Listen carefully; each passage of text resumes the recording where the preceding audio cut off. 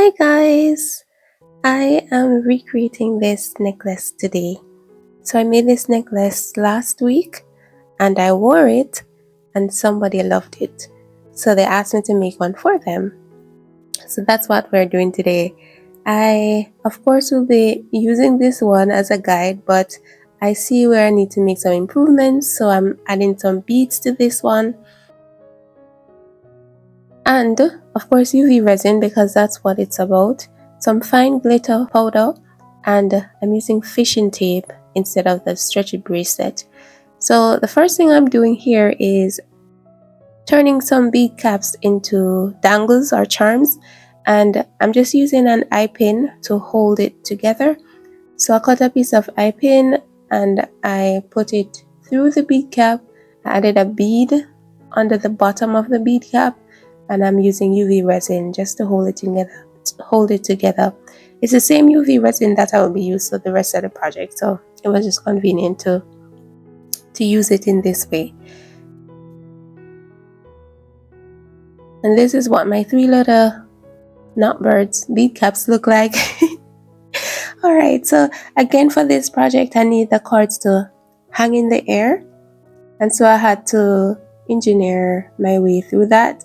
So this time around I'm using 2 pieces of boards instead of the square box that I used the last time, because I need the strings to be longer than that necklace, the one that I did there.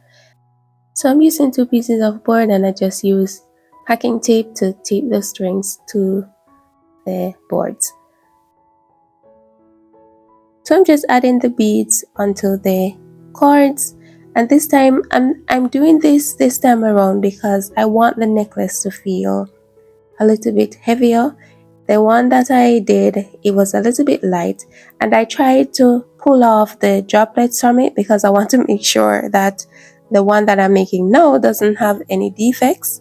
And I realized that the droplets that had UV resin wrapped all around the string could not come off, but the ones that just had it under the bottom could. So that is an improvement that I need to make for this project. And yeah, as I said, this one was very light because it's just 3 little strings and some UV resin, not a lot even, because to get the droplet effects, not a lot of UV resin is needed. So I definitely needed to make to add something to give it more weight, and that will also make it feel like a better quality. So after adding the beads, I am just moving them around. I'm arranging them in a way that I want, and I'm really just winging it.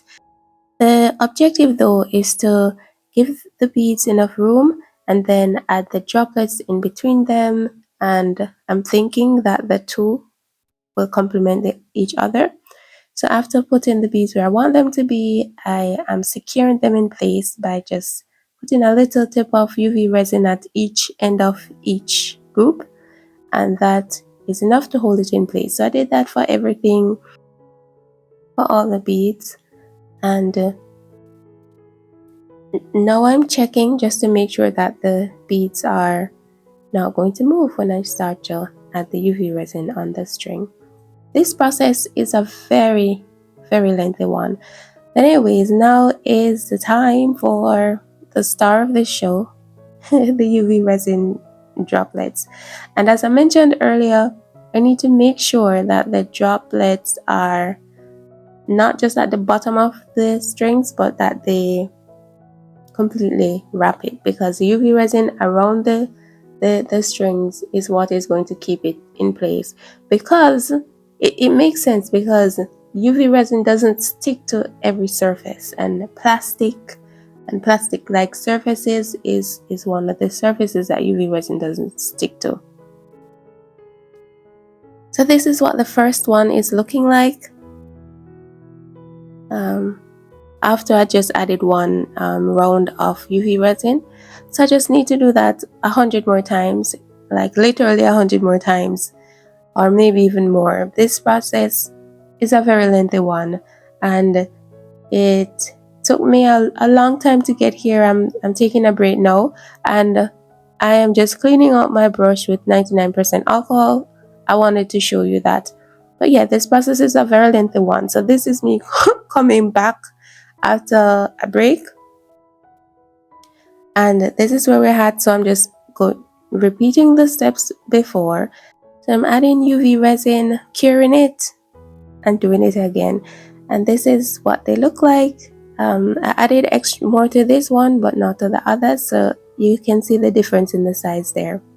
So I did that for another hour or so, and at this time I was done. I feel like it was enough, and yeah, I feel satisfied with this. So the challenge that I have now is to ensure that the UV resin is fully cured, and I literally left it overnight thinking that I would wake up to sunny skies the next day and put it in the sun, but I woke up to gloomy skies, so I have to sit down now and hold that little tiny UV lamp over the strings until they have fully cured.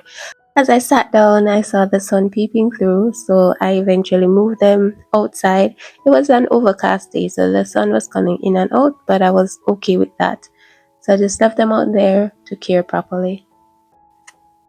After that, I added the findings to assemble this necklace, and this is what the end result looks like. Thank you guys so much for watching. I really appreciate your stopping by, and if you have not yet, please consider subscribing to this channel. It's gonna help out a lot. So thank you in advance, and take care until I see you again, until I upload another video. Bye.